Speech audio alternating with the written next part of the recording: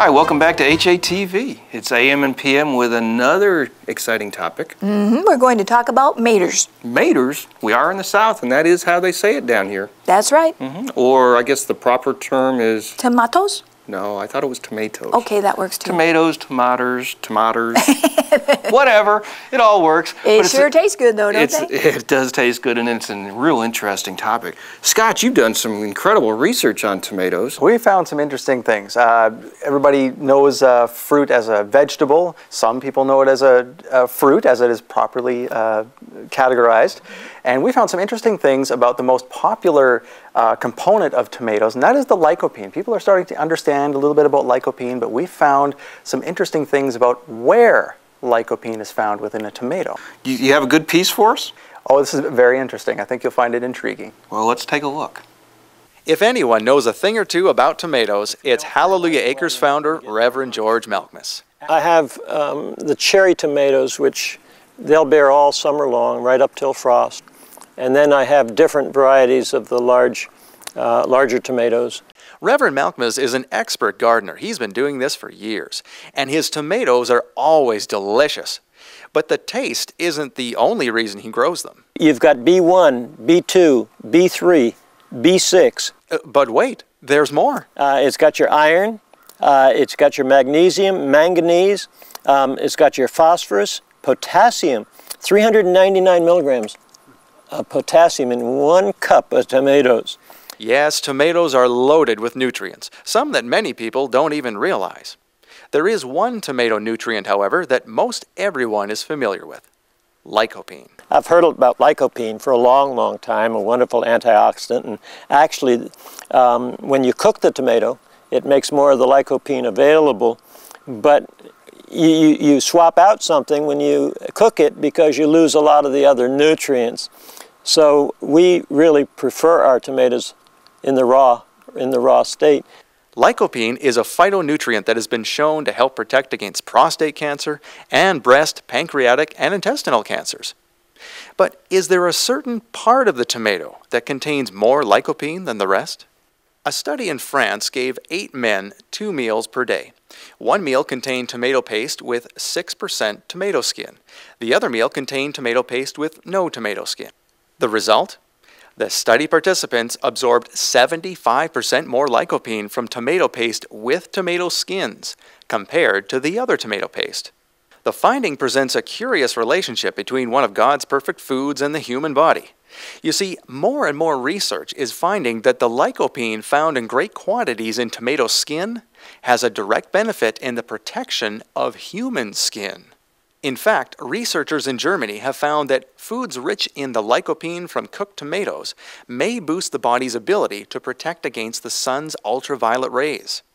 Dr. Mark Sorensen, author of Vitamin D and Solar Power for Optimal Health, explains. Over a period of about 6 weeks, they gave one group of people, I think it was about a half a can, one of those little cans of tomato paste every day during that time. The other group, they didn't get anything, and then they put them in for some fairly intense ultraviolet light, and they found out that those people who did the tomato paste took them 40% longer before they showed the first sign of redness in the sun, meaning that they had terrific protection against the sun's rays. How does it work?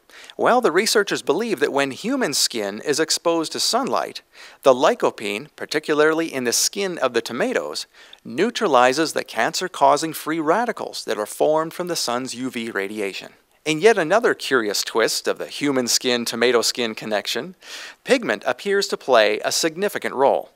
Just as dark-colored human skin is more tolerant to UV radiation, the darker the tomato skin, the more concentrated its protective levels of lycopene. It's almost as if God planned it that way. I had no idea the protective properties of the skin of the tomato. Nor did I until you start investigating this. You learn more and you think, wow, and you, you find out all this stuff as you're investigating it. It's a fascinating stuff. God is incredible the way He made creation, and He put the fruits and the vegetables here to protect us, to nourish us, but also to protect us. In season. In season. You know, tomatoes, they come through the height of the season, summer, when the sun is the highest.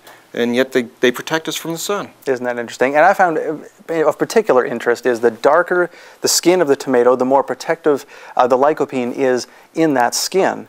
And just how people of lighter color have less protection in their skin, and darker people have more protection in their skin. It's sort of like nature through the tomato showing us a picture of ourselves. That would be an irony that only God could give. Well, that's really neat, and you know, we all need to find more ways to get tomatoes into our diets. And you have something you're going to show us today, right? That's correct. We're going to do a little bit of a recipe, and it involves tomatoes and sun-dried tomatoes as well. Ooh, that sounds good. Oh, I'm excited. So let's go see.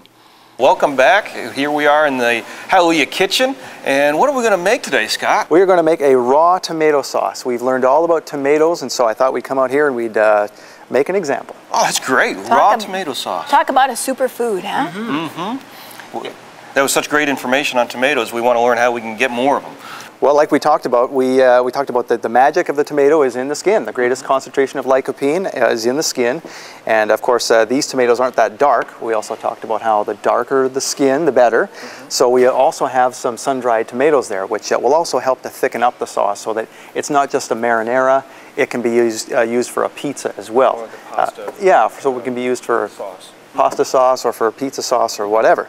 So now, the original recipe I had dug up had called for 8 tomatoes. I've cut that in half to 4. So everything you see here is a half a recipe, just for demonstration purposes. Okay. So what you need to do is get 4 tomatoes. 3 and a half of them you just cut up because we're going to be putting in here. The other half of the 1 tomato you set aside. What we're going to be doing with those is those are going to be put in after we mix it all up. So it adds some chunkiness. So, Doug, right. Okay, yeah. So this will be really blended up and then that'll be chunky. Correct, yep. So we have 3 and a half raw tomatoes, and we have a tablespoon of olive oil right here, along with one clove of garlic. And that would be extra virgin olive oil? Extra virgin olive oil, yes, okay. sir. And then we also have... We'd like a little more garlic in there, wouldn't we? Oh, probably twice well, that much. You can put 2 or 3. All right, well, that's good. Subject to taste. We're garlic, but you just have to make sure somebody else has it with you. That's right, then it doesn't matter, does it? Yeah. Then we have a quarter cup of fresh basil. Put that in there as well. We have a quarter teaspoon of unrefined sea salt. And then we have our sun-dried tomatoes as well. This was just called for a handful. There was no particular amount. Right. Well, you almost had one less of a handful. I know. It's good. It's a good thing we started this show because I was getting close to consuming one. He was close. I like how you have very few ingredients in this. That's why, you know, it's simple. I mean, the tomato is such a simple thing, but the synergy of it is so complex. So that's kind of the beauty of this. You get lots of complex flavors once we mix it all up. So let's do that and see where we go. So we're using the Vitamix. That is correct. High-powered Vitamix.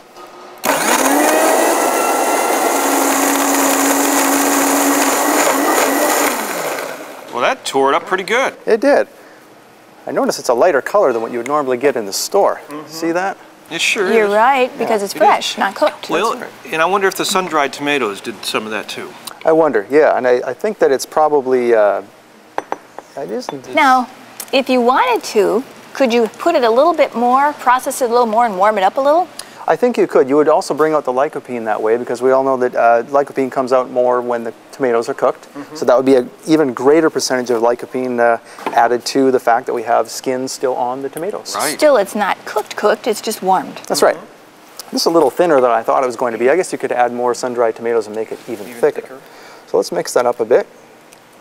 There we go. Would you like to try a bit? Oh, we'd love to. Smells great. Oh, it does. It does smell good. Tell us where that basil came from. That is from my wife's garden. Oh.